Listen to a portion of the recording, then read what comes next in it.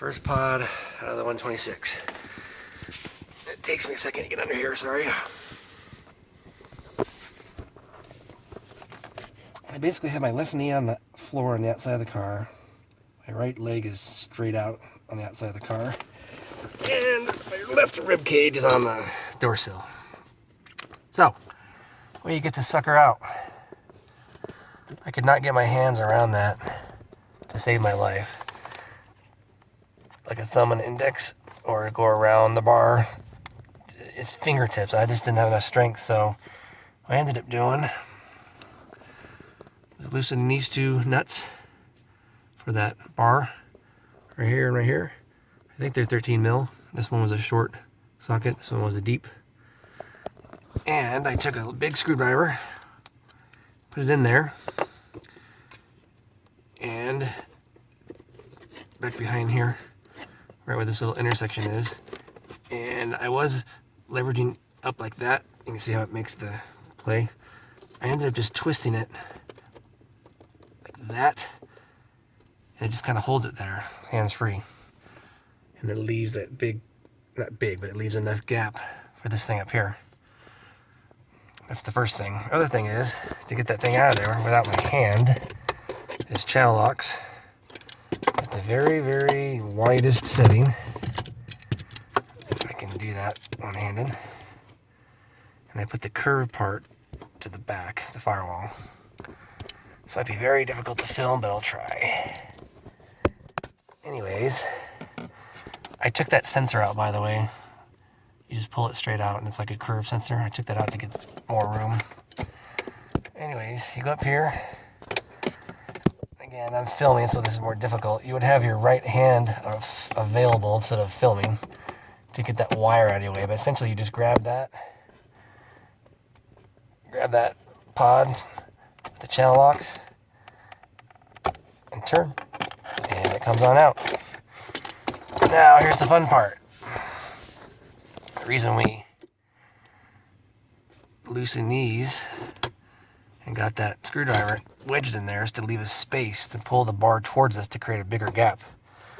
So you take the pod, put the arm downwards this time, so you have a skinny part of the pod going out first.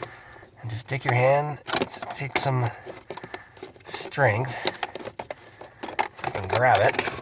Take your hand, and I'm pushing to my left with my thumb. It takes a little strength, but it'll all of a sudden pop. It just slips past that bar between the black plastic and the bar just enough. I tried to compress the black plastic inwards towards the front of the car to compress it to get this thing to let go, but I couldn't. I had to loosen this bar to get it to walk forward and back. So that's how you get it out. Here we are, pod number 1. Once you've gotten it untwisted with the channel locks up there, it's just kind of floating around in here now. This stupid bar, there's no room between the bar. How do I do this? I guess I'll pull it. There's no room between the bar and that plastic body for the pod to really fit. So what I did was landed these 2 bolts down here that hold that bar on. My worry is that when I undo this bolt, the bolt would fall off back on the floor of the garage, up under that, transmission hump on the outside of the car.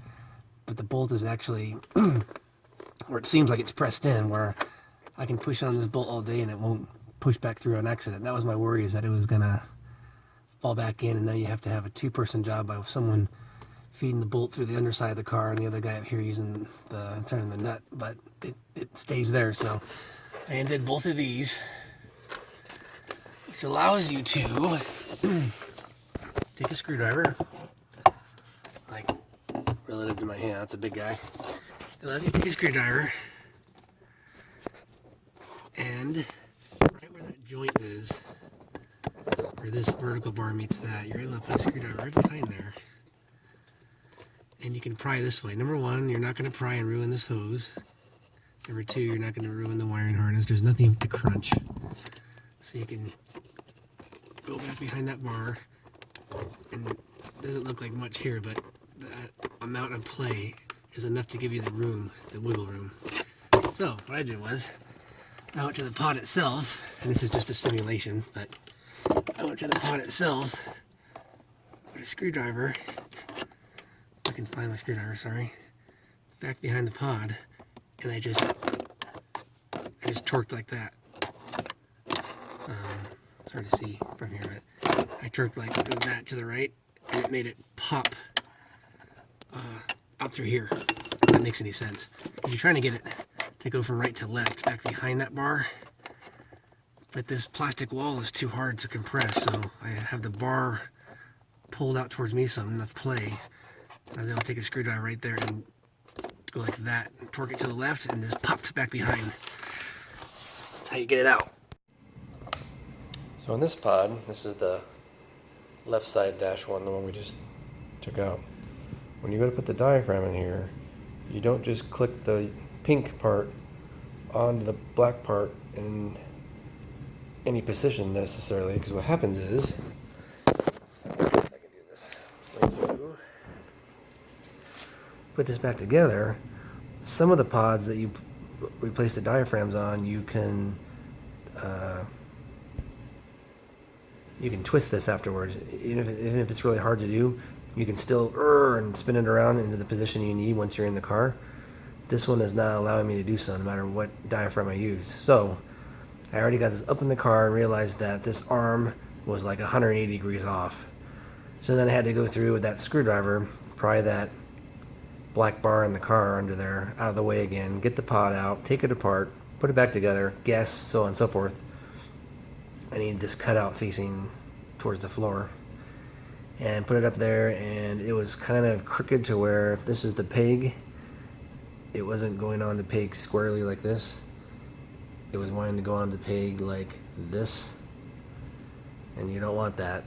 If you have it on crookedly like that, it'll snap that peg off. So I wanted to have it square. So after installing it and reinstalling it 4 times, I finally realized that the position this arm needs to be in relative to these pegs on here is this. The curve needs to face the side of the black housing in which these double pegs are. So notice you have a double peg here and a single peg and a single peg. So the first rule is this curve must face towards the double peg side of the housing. The second thing you need to realize is that this arm needs to be rotated to where it lines up with the middle of this first single peg clockwise from the double pegs. So if you take the double pegs and you walk around clockwise, the middle of this is where that arm needs to be rotated to. So when you put this thing back together, I had to have a couple sets of hands help me. I'm holding this plunger in while I'm twisting this to this right black peg, all while trying to click it back together, all while getting the rubber to seat along the inside of that pink edge all the way around. It was quite a bear. But for those of you, I'm doing this so that you don't have to go through what I did, which was rotate this arm 2 or 3 times to get it in the right spot. So when it gets in the car, you can click it onto that little plastic peg and be done with it. Hope that helps. Alright, going and putting this thing back in the car. So, first thing I do, again, laying on my left side, fill me with my left hand, I guess. I'm putting the screwdriver into this area, and I'm twisting it. If I can do it. Takes a second. Into this area. And I'm twisting it to get that arm to stay out. Just like that. So it holds it for me. Now, this is going to be hard to do while I'm filming again. I'm going to take this, and right where that sensor is missing, where that little hole is, right, take that sensor out temporarily. Yeah, this thing facing up. And by pushing with my thumb to the left and my index finger to the right, kind of like squeeze together. It takes some finesse, but you gotta pop it past that bar. See how jumpy it went? Boom. So that's how you get it back through. Back under here, we got the pod back in. Problem is getting the arm on top of that little pig. So per his suggestion before, I think his name's Jerry, I have a vacuum hooked up to it, my little mighty vac here, and you pump it to where that hole starts lining up with the pig, just like that, and then you can reach up and push it on, but you get the idea.